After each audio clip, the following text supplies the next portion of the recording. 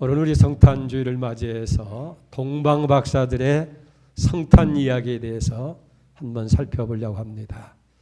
우리는 동방박사 하면 그저 세 사람이 낙타를 타고 예루살렘까지 와서 아기 예수께 경배했다라고 그렇게 생각하는데, 사실은 성경에 그 동방박사들이 어디에 사는 사람들이며 또 몇 사람이라는 것이 정확하게 기록되어 있지 않습니다. 다만 추측하는 것은 이 동방박사들이 드린 예물이 세 가지라는 데서 아마 세 사람이었을 거다. 그리고 그들은 유대인이 아닌 이방 사람이었다 하는 것만은 우리가 확실하게 추측할 수가 있게 되어집니다. 그런데 놀라운 사실은 이 누구보다도 예수님의 메시아에 대한 예언을 가지고 있고 그걸 기다리고 있는 이 유대 사람들이나 또 성경을 잘 알고 있는 대제사장이나 서기관들은 아기 예수의 태어나심에 대해서 전혀 모르고 있었는데, 어떻게 멀리 이방 땅에 살던 이 동방박사들이 아기 예수가 탄생하신 것을 미리 알고 먼 길을 달려와서 아기에게 경배했느냐 하는 얘기입니다. 사실은 이 박사들이 믿음이 아니고서야 그 사실을 어떻게 알 수 있겠느냐 하는 것을 우리가 생각할 수 있겠어요. 여러분, 믿음이라고 하는 것은 참 이상해요. 신기해요. 볼 수 없는 것을 보게 하고 들을 수 없는 것을 들을 수 있게 하고 할 수 없는 일을 하게 하는 것이 믿음인 줄 믿습니다. 그렇기 때문에 우리가 성탄주의를 맞이하는 우리도 믿음으로 아기 예수를 기다리고 아기 예수께 경배하는 그런 성탄절이 되어야 될 줄로 믿습니다. 오늘 우리가 이 동방박사 성탄 이야기 가운데서 저들의 믿음을 한번 먼저 살펴볼 필요가 있어요. 이 동방박사들은 믿음을 가지고 메시아 아기 예수가 태어났었음을 확신했어요. 그걸 어떻게 알 수 있느냐? 오늘 성경에서 세 가지로 증거하고 있어요. 첫째는 이 동방박사들이 유대 땅 예루살렘 성에 와서 헤로드 왕궁에 와서 질문했던 그 물음입니다. 오늘 2절 말씀을 보세요. 유대인의 왕으로 나신 이가 어디 계시냐? 우리가 동방에서 그의 별을 보고 그에게 경배하러 왔노라. 얼마나 확신 있는 질문이에요. 동방박사들은 메시아가 태어났을 것을 확신했을 뿐만 아니라 그분이 만왕의 왕으로 오셨다 하는 것을 알았기 때문에 유대인의 왕으로 태어나신 이가 어디 계시냐라고 그렇게 질문할 수 있었던 것을 보게 되어집니다. 그리고 두 번째 보면은 이 동방박사들은 계시의 별을 보았다라고 말하고 있어요. 2절 하반절 보세요. 우리가 동방에서 그의 별을 보고 그에게 경배하러 왔다. 여러분, 저들이 계시의 별을 보았기 때문에 유대 땅에 왕이 태어났었다 하는 것을 저들이 알 수 있었다 하는 거예요. 특별히 여기 별을 보았다고 하는 것, 굉장한 의미가 있는 거예요. 그것은 저들이 성경의 계시와 성경이 말씀하는 예언의 말씀을 믿었다라는 것을 우리가 알 수 있게 되는 거예요. 그렇기 때문에 저들이 별을 보았다고 하는 아주 중요한 의미가 있어요.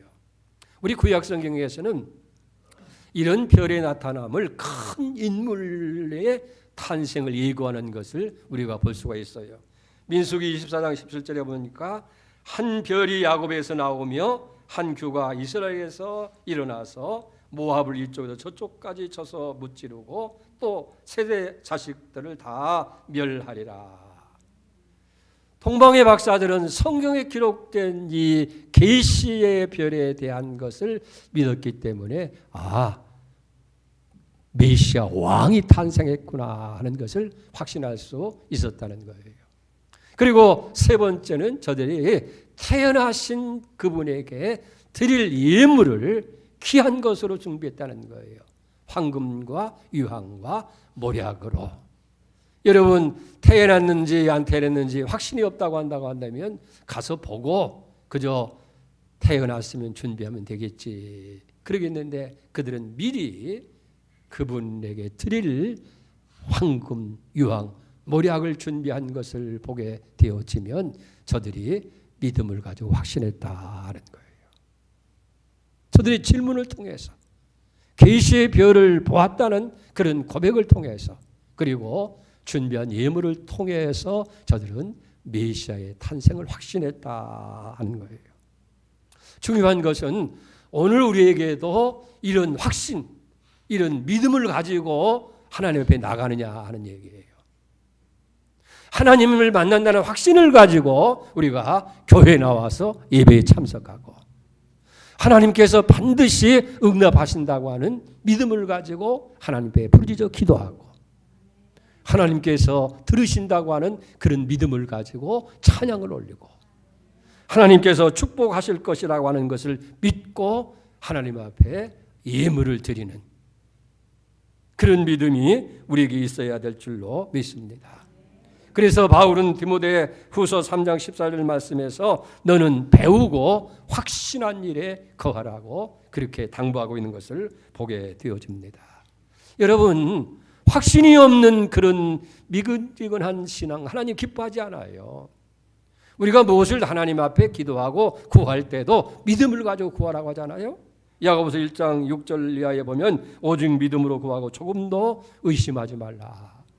의심하는 자는 마치 바람에 밀려 요동하는 바다 물결 같으니 이런 사람은 무엇이든지 죽게 얻기를 생각하지 마라. 두 마음을 품어 모든 일에 정함이 없느니라. 믿음으로 구하고 조금도 의심하지 말라는 거예요. 그렇습니다. 우리가 확신하는 믿음을 가지고 하나님께 나아갈 때에 거기에 응답이 있어요. 하나님이 주시는 축복이 있는 줄로 믿습니다.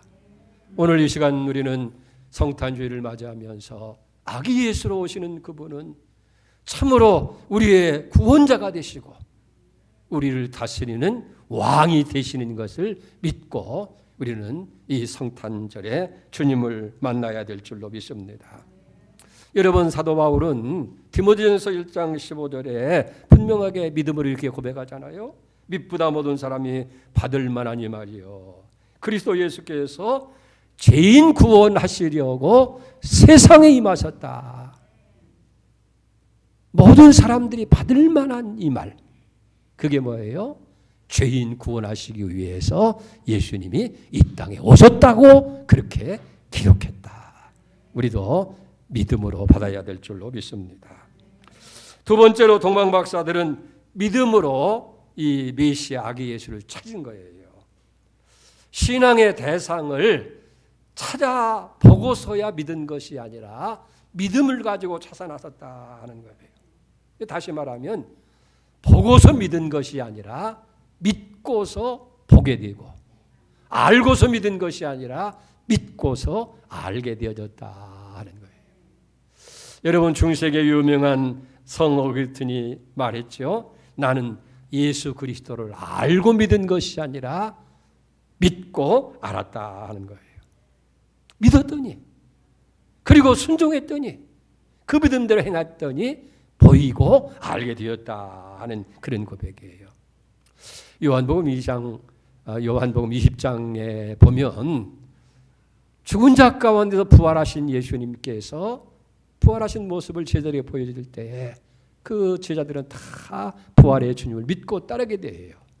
그런데 그 중에 한 사람 도마라고 하는 제자는 부활하신 예수님을 보지 못하고 제자들을 통해서 부활하신 예수님의 소식을 들었을 때 고백하는 말이 뭐예요? 내가 직접 손으로 손의 못자국을 만져보고 옆구리에 창자국을 맞춰보기 전까지는 믿을 수가 없다고 그렇게 얘기했어요. 며칠 후에 예수님께서 도마가 있을 때에 부활하신 모습으로 보이잖아요. 그러면서 도마에게 도마야 손을 내밀어서 내 옆구리와 내 손의 못자국을 만져보아라. 그때 도마가 그 앞에 무릎을 꿇고 고백하는 말이 나의 주 나의 하나님입니다 라고 고백을 합니다.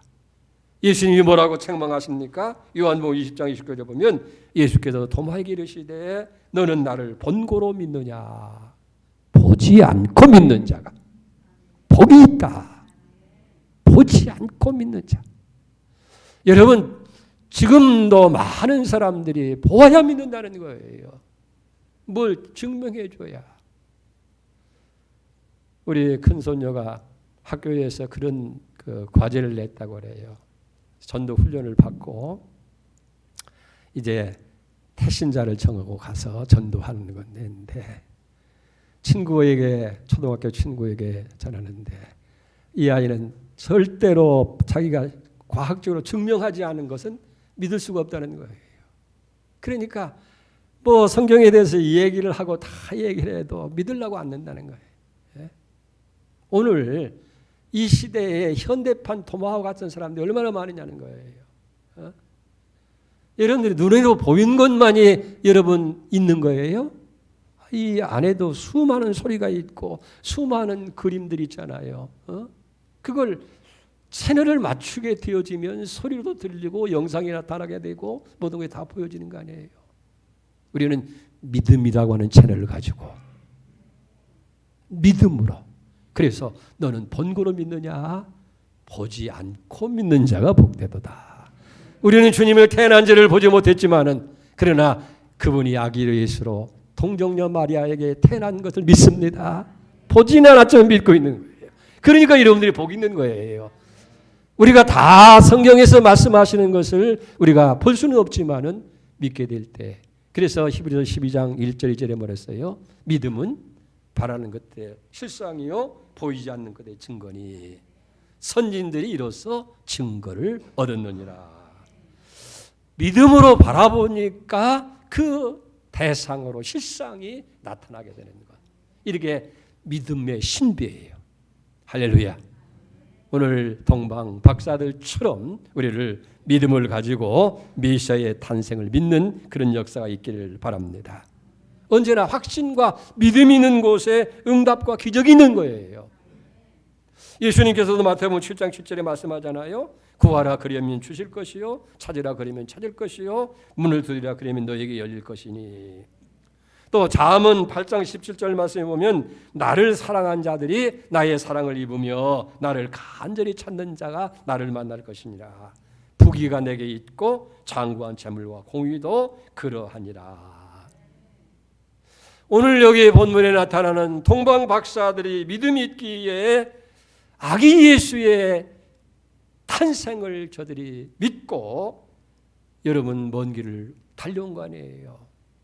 하나님께서는 그 믿음을 보시고 그 사람들을 인도하기 위해서 동방에서부터 계시의 별을 통해서 저들의 걸음을 인도해 주신 줄로 믿습니다. 우리가 믿음으로 나아가게 될 때 하나님도 길도 열어주시고 응답의 기적도 보여주실 줄로 그렇게 믿습니다. 세 번째로 이 동방 박사들은 별을 보면서 크게 기뻐했다는 거예요. 10절을 보세요. 그들이 별을 보고 매우 크게 기뻐하더라.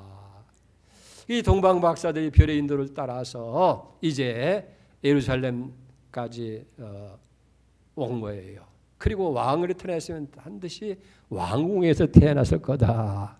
그렇게 추측한 거예요. 여러분 신앙생활은 추측이 아니에요. 계시의 말씀대로 인도를 받아야 되는 거예요.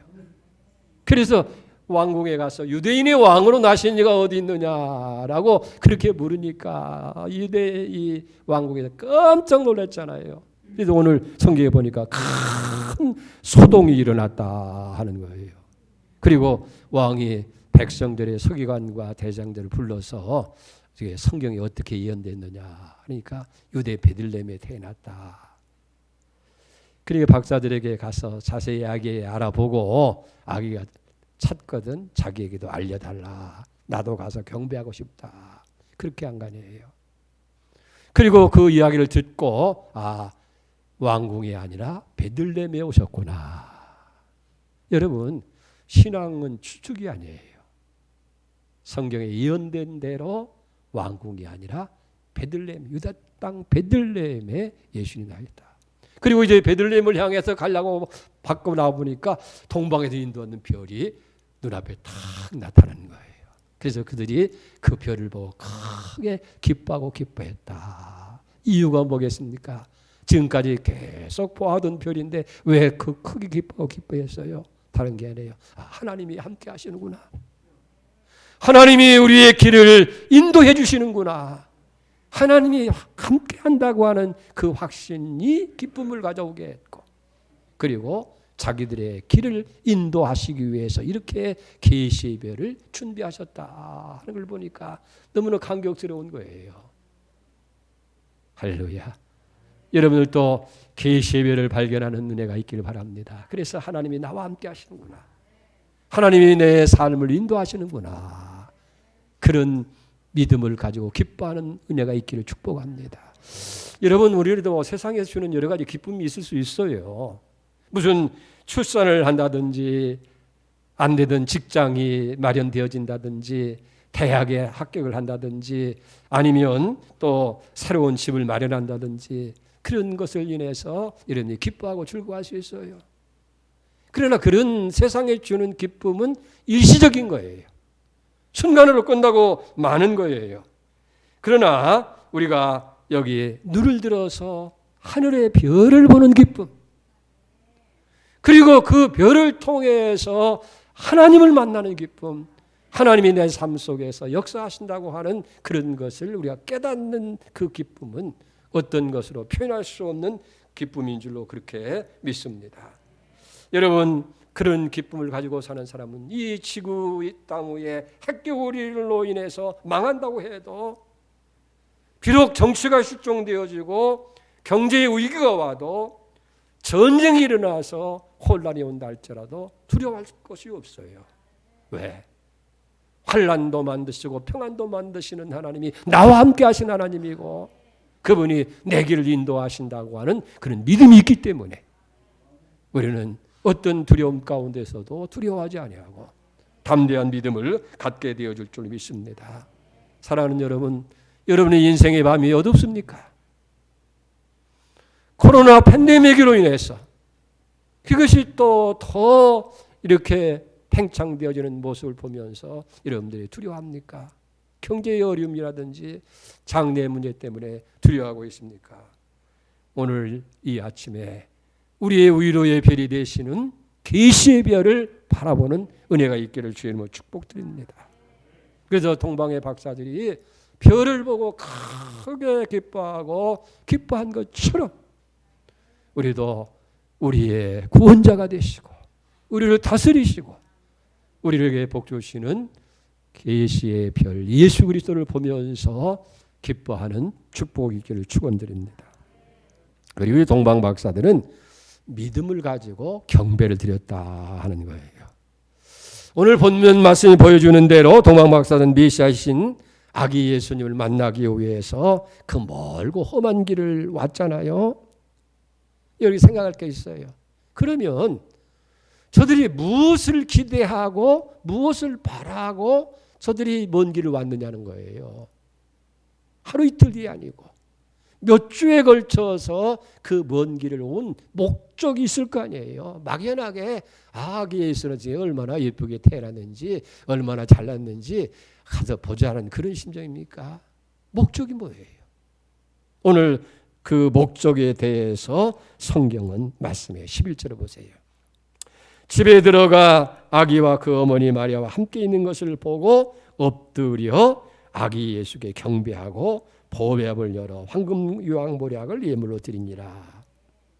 특별히 2절 하반절에 보면 2장 2절 하반절에 보면 우리가 동방에서 그의 별을 보고 그에게 경배하러 왔노라. 그 동방 박사들이 그 먼 길 다 모든 걸 내려놓고 오직 메시아를 만나기 위해 달려온 목적이 그분을 통해서 무엇을 얻고자 함이 아니에요. 그 메시아에게 경배 드리기 위해서 왔다. 그리고 11절이 보여주는 대로 집에 들어가 보니까 아기와 어머니 마리아가 함께 있는 것을 보고 엎드려 아기께 경배했다. 특별히 여기 보니까요, 마리아와 아기가 함께 있는 것을 보고 우리는 누구가 먼저 눈에 띄겠어요? 마리아가 먼저 눈에 띌 건 당연하지요. 그런데 마리아에게 얼마나 아기를 낳느라고 수고였습니까 하고 문안 인사를 드리는 게 아니라 아기 예수께 엎드려 보배압을 열어서 황금과 유황과 모략을 가지고 경배했다. 여러분, 우리의 경배의 대상은 오직 예수 그리스도뿐이라고 하는 거예요. 세상에 어느 누구도 우리가 경배할 대상은 아니에요. 축하할 수는 있어요. 존귀하게 여길 수는 있어요. 그러나 경배는 뭐예요? 무릎 꿇고 엎드려 절함으로써 경외를 표하는 것, 그게 경배예요. 그러니까 우리의 경배의 대상은 오직 예수님 뿐이시다. 할렐루야. 마리아도 아니에요. 세상 그 어떤 것도 아니고 바로 예수. 여러분, 이 동방 박사들은 참 존귀한 사람들이었을 거예요. 일설에 의하면 그 지역을 다스리는 왕으로 칭함을 받는 그런 높은 사람들이라는 거예요. 그런 분이 이 핏덩이나 다름없는 아기에게 엎드려서 경배했다. 이게 쉬운 얘기냐는 얘기예요. 늘 우리는 들으니까 당연히 경배했을 거다라고 하지만은 이게 당시 상황으로 보면 쉬운 게 아니에요. 믿음으로 이웃만은 우리가 경배할 대상이고 이분은 우리를 위해서 오신 하나님이시다라는 것을 확실히 믿었기 때문에 그 앞에 엎드려 경배한 줄 믿습니다. 오늘 우리도 아기 예수께 경배하는 은혜가 있기를 바랍니다. 자, 그런데 여기 우리가 주목할 것은 이분들이 경배하며 드린 예물입니다. 어떤 거예요? 황금과 유황과 모략이라고 하는 예물이에요. 근데 이 예물은 왕에게만 드리는 예물이라는 겁니다. 그러니까 아기 예수가 만왕의 왕으로 오셨다는 것을 믿었기 때문이에요. 그러니까 자기 동방박사들은 자기 앞에 있는 이분이 비록 어린아이지만은 온 세상을 다스리실 만왕의 왕이다 하는 것을 믿었기 때문에 그분에게 황금과 유황과 모략의 예물을 드렸다 하는 거예요. 황금이라고 하는 건 아기가 왕이라고 하는 것을 드러내는 예물입니다.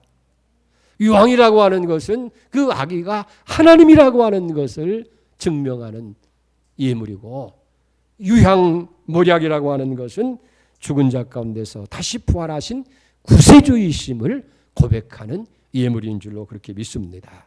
그래서 왕이시요 하나님이시요 구세주라고 하는 걸 믿고 세 가지 예물을 드렸는데, 이 예물이 무엇을 상징하느냐는 것도 중요하지만은 더 중요한 것이 있어요.